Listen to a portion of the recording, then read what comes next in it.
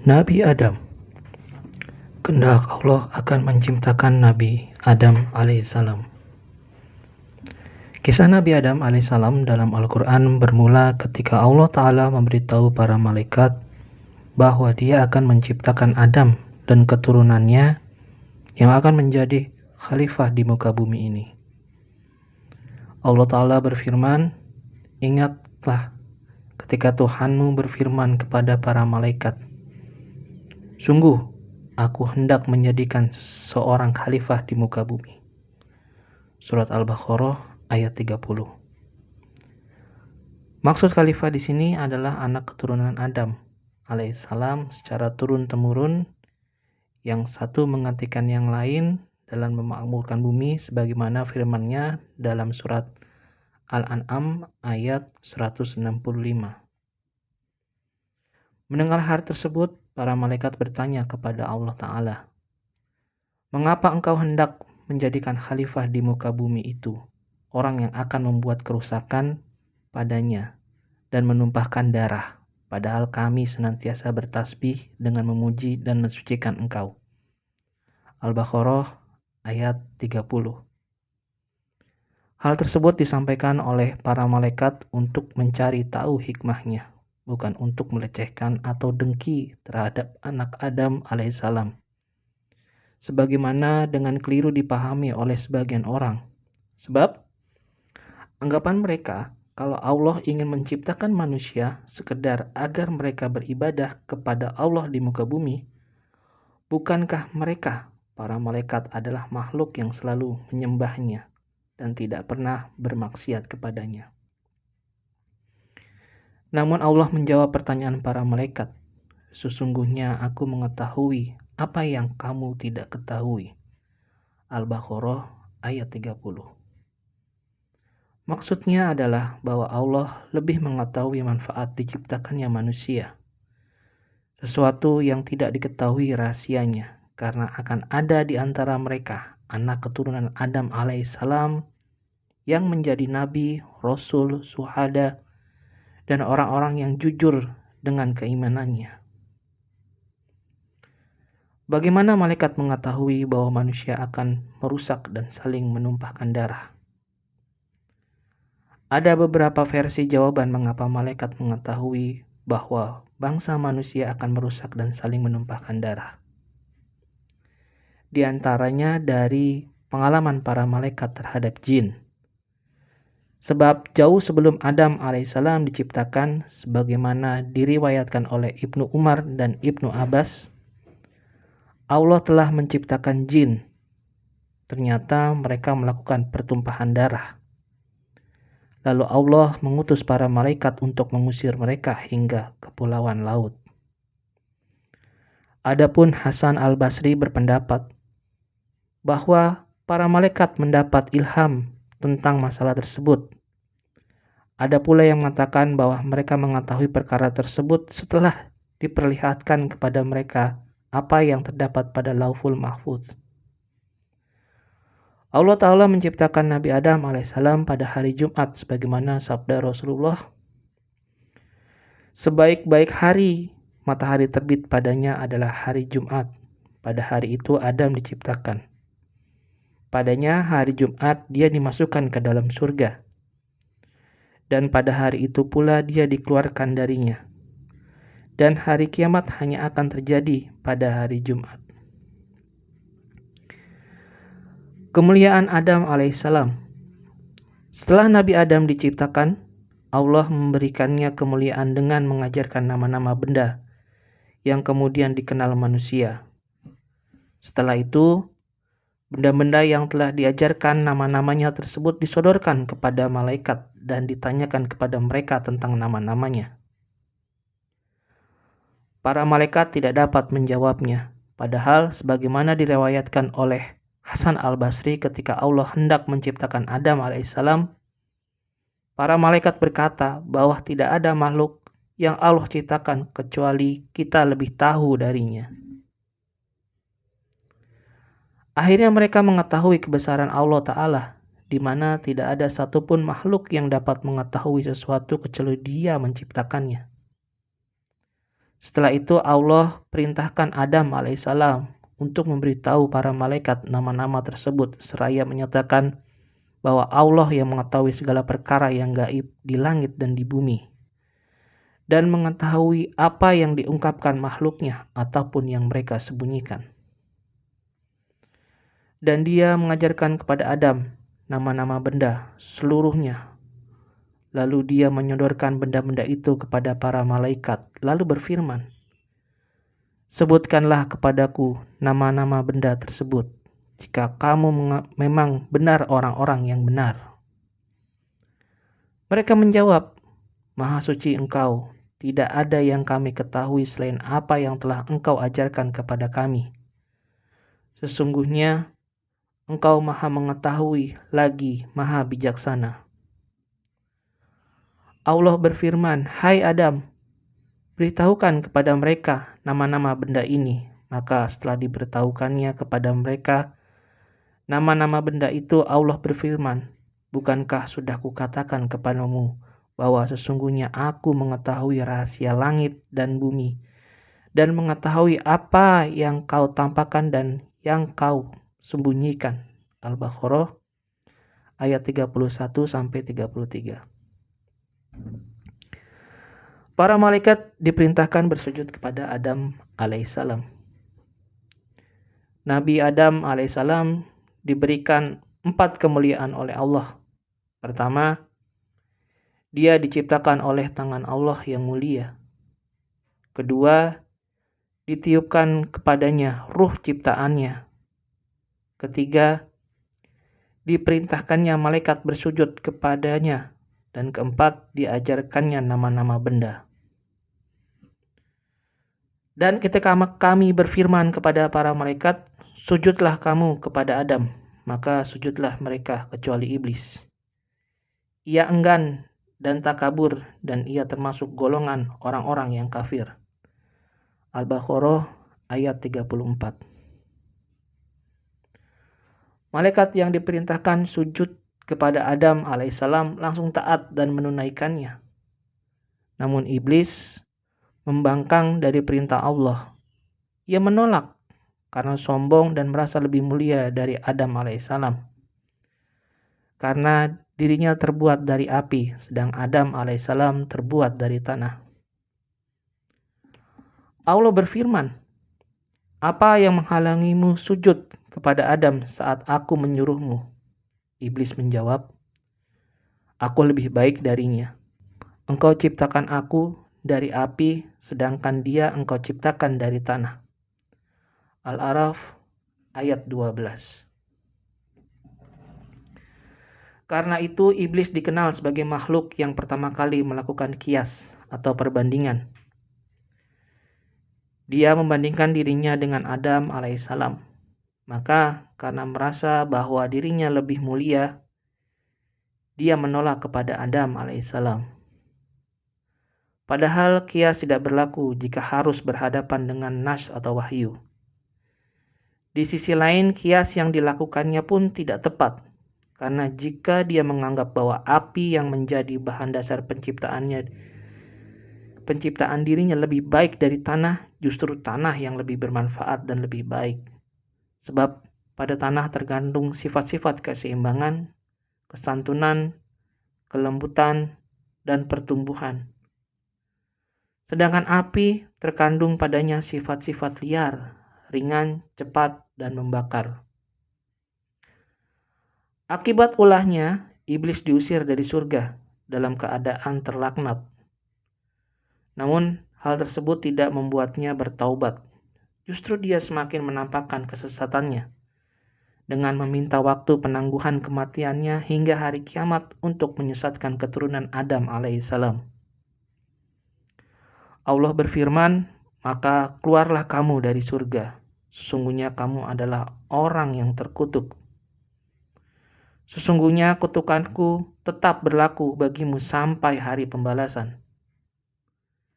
Iblis berkata, "Ya Tuhanku, beri tangguhlah aku sampai hari mereka dibangkitkan."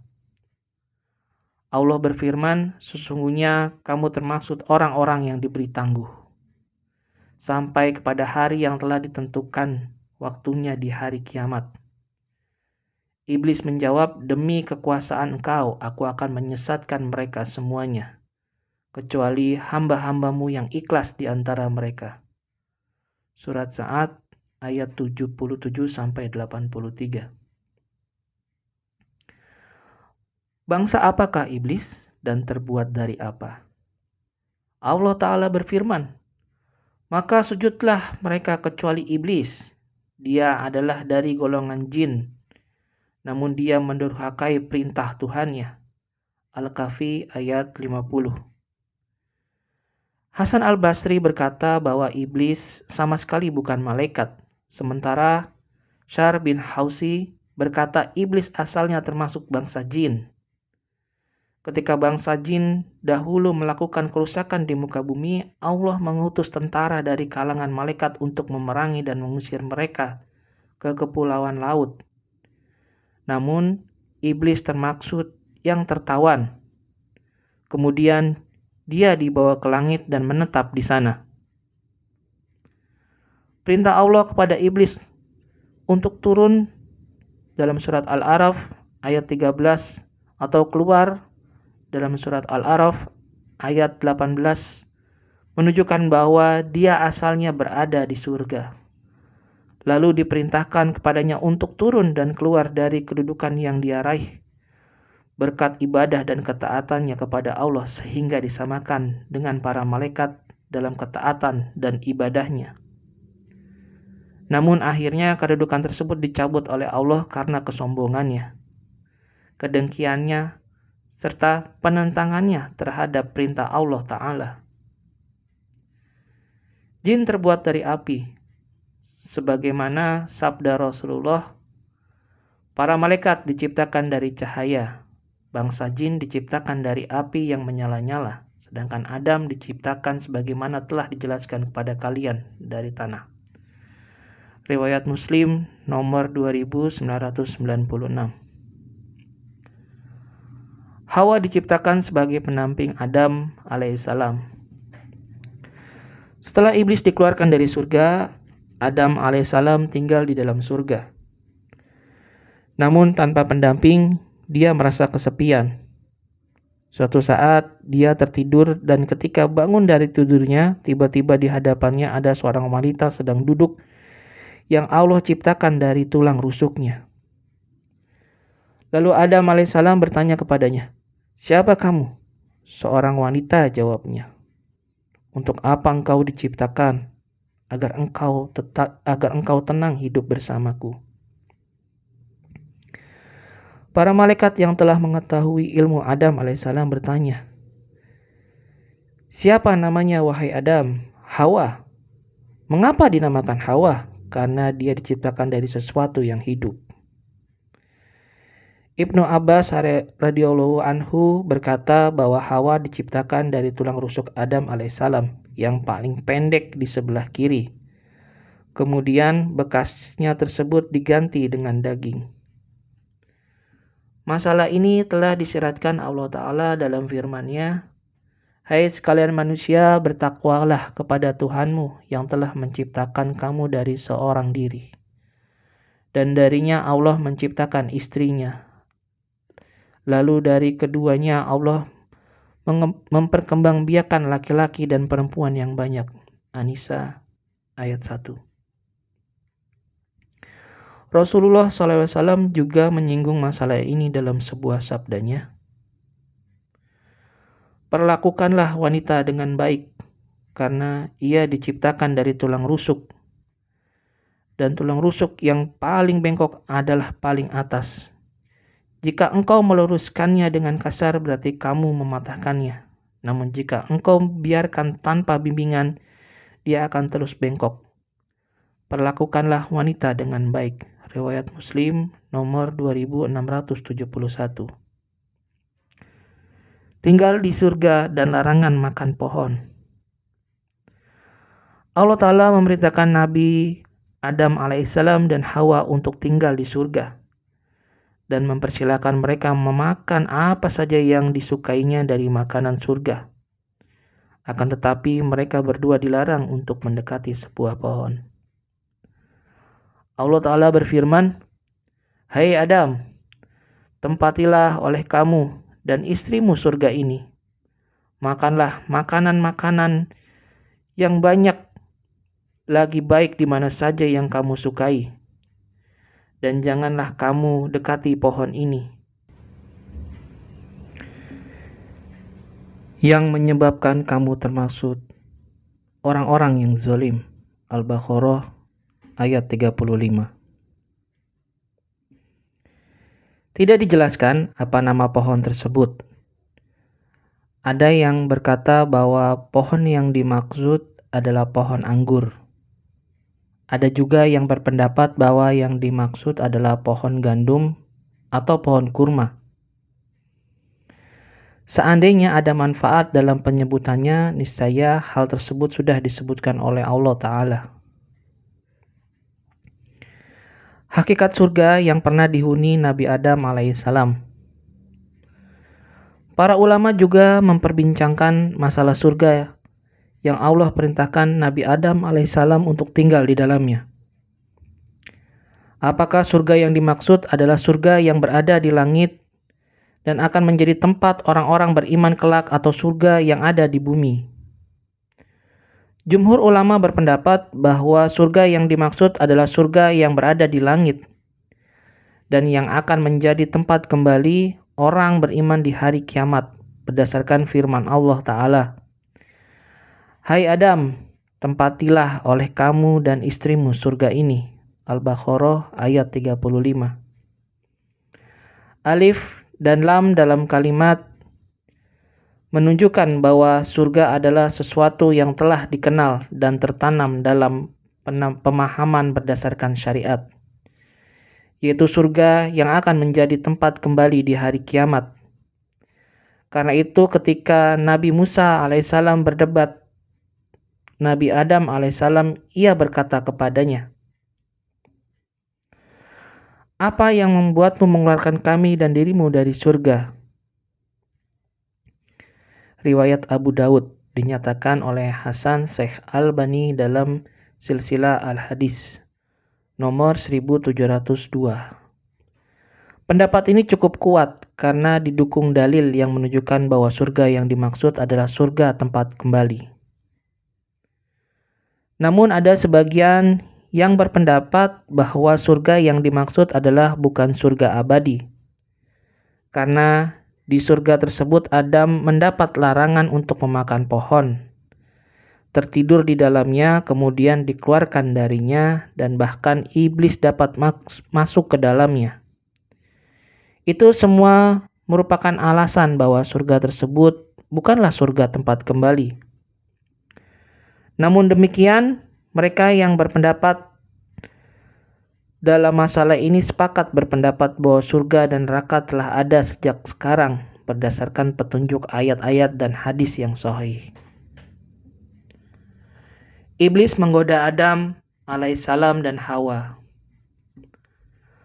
Mengetahui bahwa Allah melarang Adam alaihissalam dan Hawa memakan salah satu pohon yang ada di surga, maka iblis membisikkan Adam dan istrinya dengan berpura-pura ingin menasihatinya dan menghendakinya kebaikan kepadanya. Ia katakan bahwa alasan larangan tersebut bertujuan agar Nabi Adam alaihissalam tidak menjadi malaikat dan kekal di surga. Karena itu, dia menyebut pohon yang dimaksud dengan sebutan khuldi atau pohon keabadian. Maka setan membisikkan pikiran jahat kepada keduanya untuk menanamkan kepada keduanya apa yang menutup mereka, yaitu auratnya. Setan berkata, "Tuhan kamu tidak melarangmu untuk mendekati pohon ini, melainkan supaya kamu berdua tidak menjadi malaikat atau tidak menjadi orang-orang yang kekal di dalam surga." Al-A'raf ayat 20. Boleh jadi sifat-sifat pohon tersebut diterangkan sebagiannya dalam hadis Rasulullah Shallallahu Alaihi Wasallam. Beliau bersabda, "Sesungguhnya di surga ada sebuah pohon, di mana jika seorang pengendara berjalan di bawahnya selama ratusan tahun. Riwayat Muslim nomor 5056. Adam dan Hawa terpedaya oleh bujuk rayu setan. Hawa makan lebih dahulu sebelum Adam, dan dialah yang membujuk Adam untuk memakannya. Walau alam. Karena itu ada sebuah hadis terkait dengan masalah ini. Rasulullah Shallallahu Alaihi Wasallam bersabda, "Kalau bukan karena Bani Israel, niscaya daging tidak akan busuk. Dan kalaulah bukan karena Hawa, niscaya seorang istri tidak khianat kepada suaminya." Muttafaq alaih, riwayat Bukhari nomor 3218 dan Muslim nomor 1468. Setelah mereka mencicipi pohon terlarang tersebut, seketika itu pula aurat mereka tersingkap. Lalu mereka mencari dedaunan di surga dan menutupi auratnya. Di saat itulah Allah menegur dan mengingatkan kepada mereka akan larangan sebelumnya. Tak kala keduanya telah merasakan pohon itu, nampaklah aurat keduanya, dan mulailah keduanya menutupinya dengan dedaunan surga. Kemudian Tuhan mereka menyeru mereka, "Bukankah aku telah melarang kamu berdua dari pohon kayu itu? Dan aku katakan kepadamu, sesungguhnya setan adalah musuh yang nyata bagi kamu berdua." Al-Baqarah ayat 22. Maka keduanya mengakui kesalahannya, dan saat itu juga bertaubat kepada Allah Ta'ala sebagai bentuk ketundukan dan kerendahan di hadapannya. Keduanya berdoa, "Ya Tuhan kami telah menganiaya diri kami sendiri. Dan jika Engkau tidak mengampuni kami dan memberi rahmat kepada kami, niscaya pastilah kami termaksud orang-orang yang merugi." Al-A'raf ayat 22. Maka Allah pun menerima taubatnya. Al-Baqarah ayat 37. Adam alaihissalam dan Hawa dikeluarkan dari surga. Akibat perbuatannya melanggar perintah Allah, Adam alaihissalam dan Hawa dikeluarkan dari surga. Allah Ta'ala berfirman, "Turunlah kalian, sebagaimana kalian menjadi musuh bagi sebahagian yang lain. Dan kalian mempunyai tempat kediaman dan kesenangan, tempat mencari kehidupan di muka bumi, sampai waktu yang telah ditentukan." Al-A'raf ayat 24.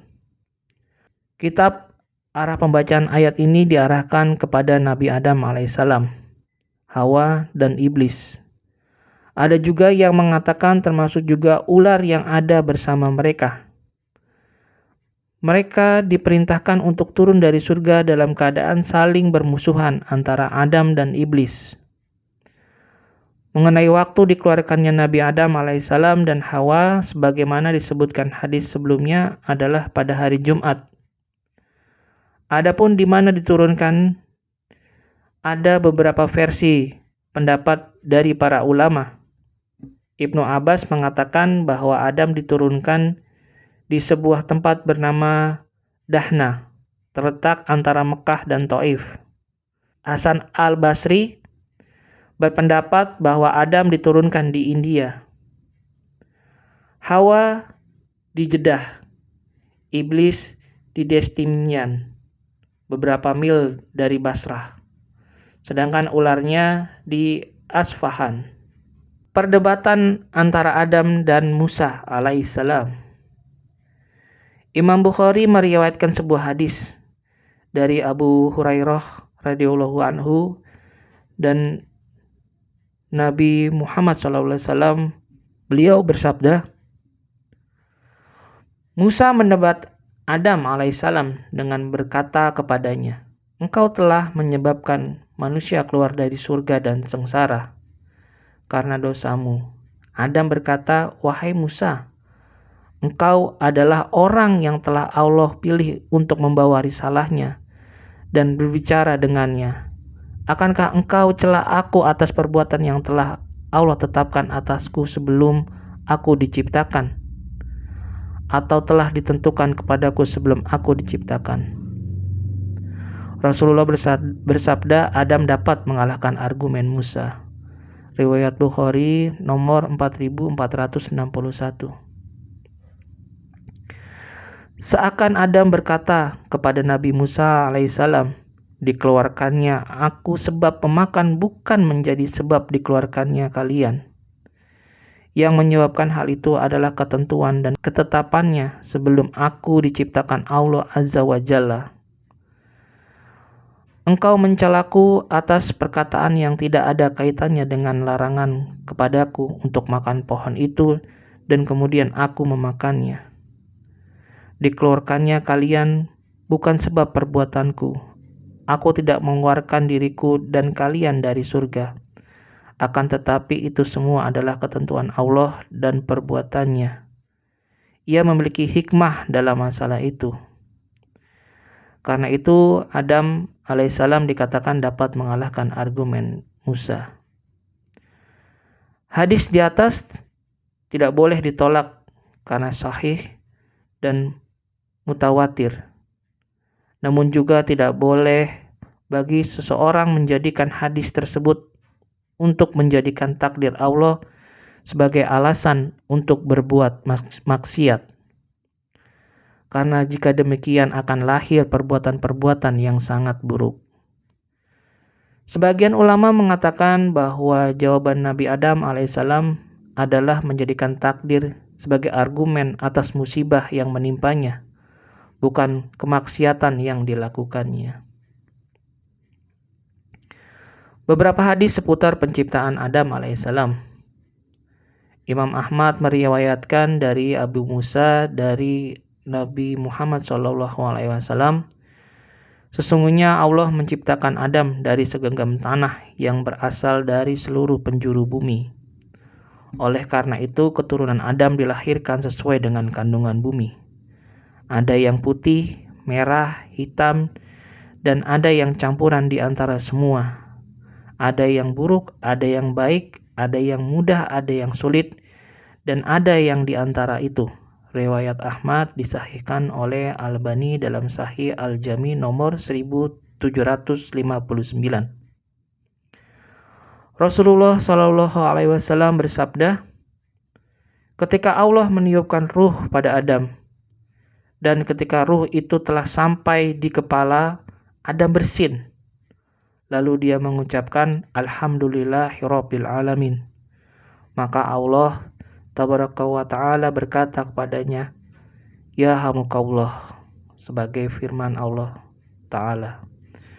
Riwayat Ibnu Hibban disahihkan oleh Albani dalam Sahih Al-Hadis Al-Sahih nomor 2159. Ingatlah ketika Tuhanmu berfirman kepada malaikat, "Sesungguhnya aku akan menciptakan manusia dari tanah. Maka apabila telah kusempurnakan kejadiannya dan kutiupkan kepadanya ruh ciptaanku, maka hendaklah kamu tersungkur dengan bersujud kepadanya." Surat Sa'ad 71.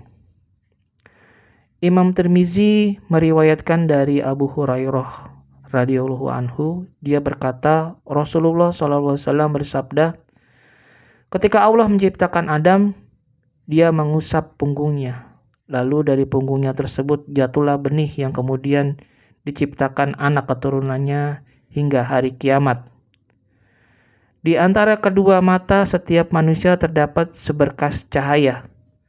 Kemudian dia memperlihatkan mereka kepada Adam.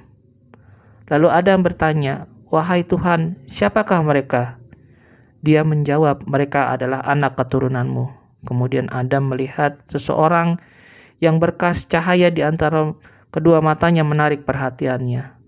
Lalu dia bertanya, Wahai Tuhan, siapa dia? Allah menjawab, dia adalah seseorang yang hidup di akhir masa anak keturunanmu. Namanya adalah Daud.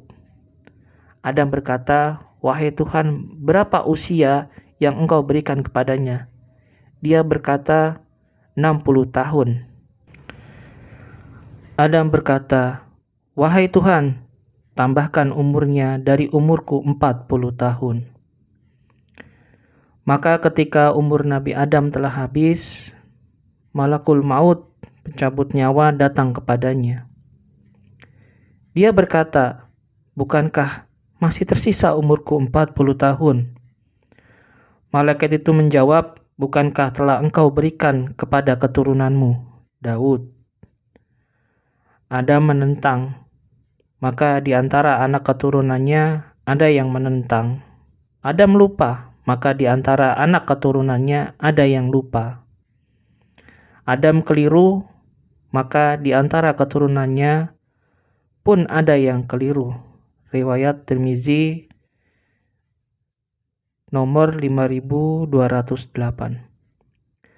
Abu Hurairah radhiyallahu anhu dari Nabi Muhammad SAW bersabda,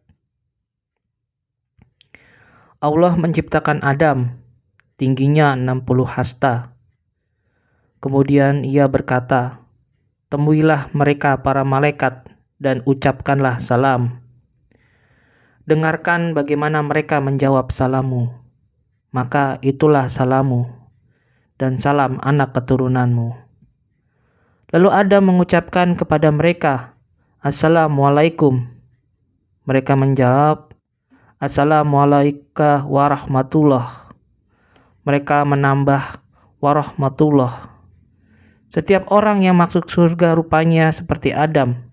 Kemudian postur tubuh yang diciptakan terus mengecil hingga sekarang.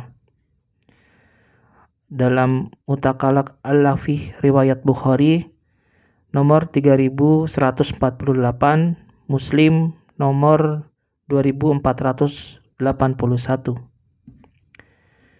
Dari Abu Hurairah radhiyallahu anhu, Rasulullah SAW bersabda, "Jika anak Adam membaca ayat sajadah, lalu dia sujud, setan menyingkir sambil menangis seraya berkata, 'Celakanya aku, anak Adam diperintahkan sujud, lalu dia sujud, maka baginya surga.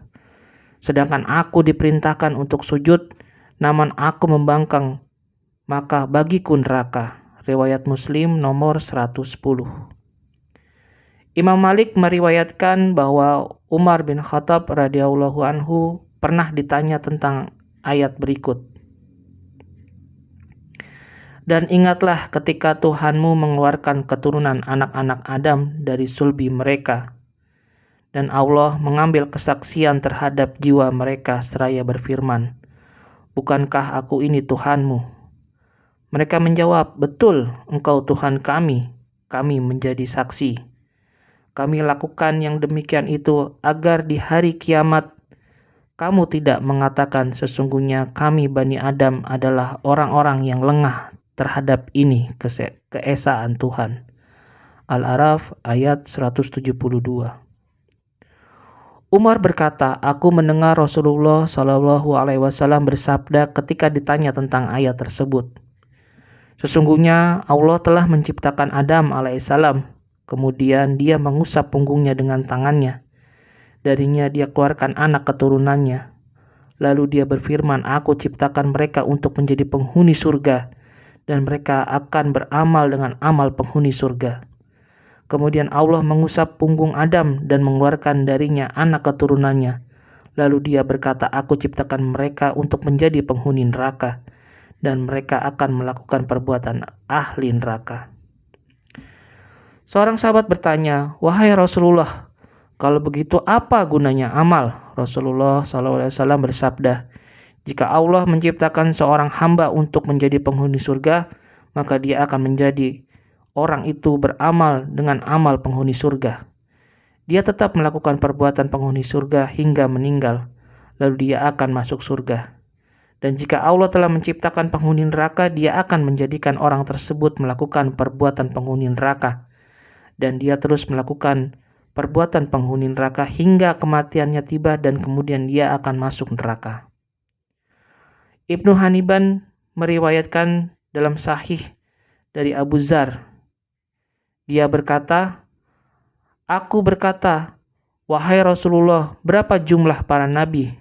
Beliau bersabda, 124.000. Aku bertanya lagi, "Wahai Rasulullah, berapa jumlah rasul dari mereka?" Beliau menjawab, 313. Jumlahnya banyak. Aku bertanya lagi, "Wahai Rasulullah, siapa yang pertama di antara mereka?" Beliau menjawab, "Adam." Aku berkata, "Wahai Rasulullah, apakah dia seorang nabi yang diutus?" Beliau menjawab, "Ya, dia diciptakan oleh Allah dengan tangannya, kemudian ditiupkan roh padanya, kemudian setelah itu rupanya dibentuk." Riwayat Ahmad nomor 5738. Imam Bukhari dan Muslim meriwayatkan hadis tentang kisah Isra Mi'raj. Rasulullah SAW menemui Adam di langit dunia. Lalu Adam berkata kepadanya, "Selamat datang wahai anak yang soleh dan nabi yang soleh." Tapi di sebelah kanan kirinya terdapat sekumpulan orang. Apabila dia melihat orang-orang di sebelah kanannya, dia akan tertawa. Akan tetapi apabila dia melihat orang-orang di sebelah kirinya, dia menangis. Kemudian aku berkata, "Wahai Jibril, siapakah dia?" Jibril berkata, "Dia adalah Adam, dan mereka adalah anak keturunannya. Jika dia melihat sebelah kanannya, yang mereka adalah penghuni surga, maka dia tertawa. Sedangkan jika dia melihat sebelah kirinya, yang mereka adalah penghuni neraka, dia menangis." Dalam Sahih Bukhari terdapat sebuah riwayat. Rasulullah SAW bersabda, "Sesungguhnya Allah menciptakan Adam berdasarkan rupanya." Catatan kaki. Para ulama berbeda pendapat tentang imbuhannya dalam kata rupanya. Sebagian menyatakan bahwa imbuhan tersebut kembali kepada orang yang dipukul. Karena dalam riwayat Muslim, hadis ini kelanjutannya dari sabda Rasulullah SAW sebelumnya yang isinya berupa larangan memukul wajah.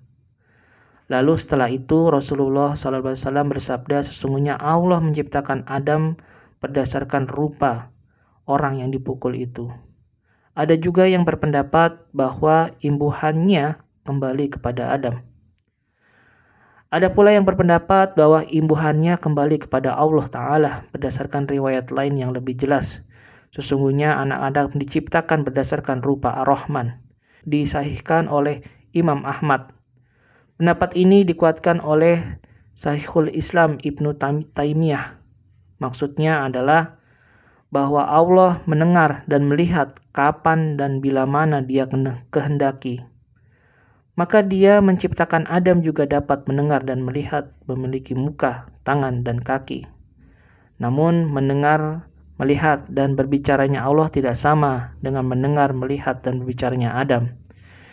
Sifat Allah maha sempurna sesuai keagungan dan kebesarannya. Sedangkan sifat anak keturunan Adam tak sepi dari cacat dan kurang musnah. Firman Allah Ta'ala, tidak ada sesuatu pun yang berupa dengannya. Dia maha mendengar dan maha melihat. Asy-Syura ayat 11. Kisah dua anak Adam, Qabil dan Habil. Nabi Adam alaihissalam diberikan keturunan secara silang. Maksudnya dengan sekali mengandung istrinya melahirkan kembar dua, laki-laki dan perempuan. Kelahiran pertama adalah Qabil dan saudara perempuannya. Sedangkan yang dilahirkan berikutnya adalah Habil dan saudara perempuannya. Kemudian Adam memerintahkan perkawinan silang, yaitu agar anak laki-lakinya menikahi kembaran perempuan saudaranya. Habil diperintahkan untuk menikahi kembaran Habil, dan Habil diperintahkan menikahi saudara perempuan Qabil. Namun Qabil lebih memilih saudara perempuan kembarannya sendiri untuk dinikahi karena dia lebih cantik. Karena dia menolak perintah Adam alaihissalam. Lalu Adam memerintahkan keduanya agar masing-masing menyerahkan kurban. Habil menyerahkan seekor domba gemuk karena beliau memiliki ternak domba. Sedangkan Qabil mengorbankan hasil tanaman yang sudah buruk. Kemudian turunlah api melumat kurban yang dipersembahkan Habil sebagai tanda bahwa kurbannya telah diterima. dan membiarkan kurban yang dipersembahkan Habil sebagai tanda bahwa kurbannya ditolak. Habil marah dan berkata, "Aku pasti membunuhmu." Sebagaimana Allah Ta'ala kisahkan dalam Al-Quran. Ceritakanlah kepada mereka kisah kedua putra Adam, Habil dan Habil menurut yang sebenarnya, ketika keduanya mempersembahkan korban. Maka diterima dari salah seorang dari mereka berdua, dan tidak diterima dari yang lain. Ia Habil berkata, "Aku pasti membunuhmu." Al-Maidah ayat 27. Habil sendiri tidak meladeni niat buruk Habil.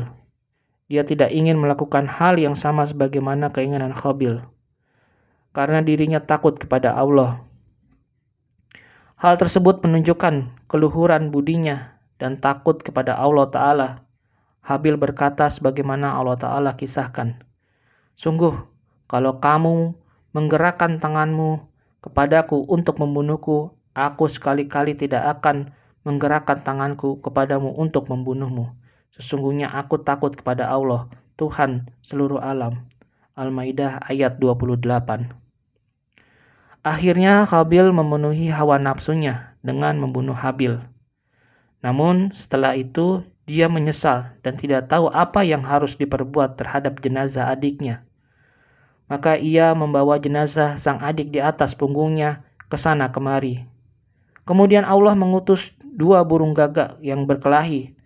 Yang satu berhasil membunuh yang lain. Setelah itu burung tersebut turun ke tanah dan menggali lubang, kemudian meletakkan burung yang mati di lubang tersebut, kemudian menimbunnya dengan tanah. Maka setelah itu Habil mendapatkan inspirasi untuk meniru apa yang dilakukan burung gagak tersebut. Allah berfirman, kemudian Allah menyuruh seekor burung gagak menggali-gali di bumi untuk memperlihat kepadanya Habil bagaimana seharusnya menguburkan mayat saudaranya. Habil berkata, "Celaka aku, mengapa aku tidak mampu berbuat seperti burung gagak ini, lalu aku dapat menguburkan mayat adikku ini. Karena itu jadikanlah dia seorang di antara orang yang menyesal." Al-Maidah 31. Rasulullah SAW bersabda, "Setiap anak Adam yang terbunuh secara zalim, maka anak Adam pertama turut menanggung darahnya, dosanya, karena dialah yang pertama mencontohkan pembunuhan." Nabi Adam alaihissalam sangat sedih atas peristiwa yang terjadi pada Habil. Namun demikian setelah itu Adam alaihissalam dikaruniakan keturunan yang sangat banyak. Ada yang mengatakan bahwa anaknya berjumlah 40 dari 20 kelahiran. Ada pula yang mengatakan bahwa istrinya melahirkan sebanyak 120 kali. Setiap kali melahirkan anaknya terdiri dari 2 pasang anak laki-laki dan perempuan. Hal tersebut dimungkinkan karena usia Adam mencapai ratusan tahun. Diriwayatkan bahwa setelah melahirkan anak yang bernama Syed, ia berusia 130 tahun dan setelah itu masih hidup hingga 800 tahun. Kemudian dari anak-anaknya tersebut lahirlah cucu-cucunya dan seterusnya hingga tersebarlah umat manusia hingga sekarang. Hai manusia, bertakwalah kepada Tuhanmu yang telah menciptakanmu dari seorang diri, dan darinya Allah menciptakan istrinya, dan dari keduanya Allah memperkembangbiakan laki-laki dan perempuan yang banyak. An-Nisa ayat 1. Ahli sejarah mengatakan bahwa sebelum meninggal, Adam sempat melihat keturunan beranak cucu hingga berjumlah 400.000 orang. Wasiat Adam alaihissalam kepada anaknya Syed. Syed dari segi bahasa artinya pemberian. Dinamakan sedemikian karena Syed dilahirkan setelah terbunuhnya Habil. Syed juga digolongkan sebagai nabi berdasarkan sabda Rasulullah SAW, riwayat Ibnu Hibban dalam Sahih nomor 361.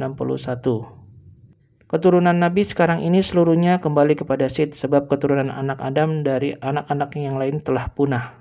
Menjelang ajalnya, Nabi Adam alaihissalam mengajarkan Syed waktu-waktu malam dan siang. Kemudian ia mengajarkannya ibadah pada waktu-waktu itu. Kemudian dia pun mengajarkan datangnya badai pada waktu-waktu tertentu. Nabi Adam alaihissalam wafat. Nabi Adam alaihissalam wafat pada hari Jumat. Para malaikat datang membawa wewangian dan kain yang berasal dari surga. Mereka bertakziah kepada anak keturunannya dan kepada pemegang wasiatnya yaitu Sid. Mengenai tempat dikuburkannya, para ahli sejarah memiliki beberapa versi. Ada yang mengatakan bahwa dikuburkan di tempat dia diturunkan, yaitu di sebuah gunung di India. Ada juga yang mengatakan bahwa dia dikuburkan di Jabal Abu Qubais di Mekah. Ada pula yang mengatakan bahwa masa Nabi Nuh alaihissalam ketika terjadi banjir bah, dia mengatakan jenazah Adam dan Hawa dalam peti kemudian dikuburkan di Baitul Maqdis. Sedangkan usianya saat wafat diperkirakan mencapai 1000 tahun. Kisah Nabi Adam ini berdasarkan buku Kisah Para Nabi karya Ibnu Katsir. Silakan membeli buku tersebut untuk membaca secara utuh.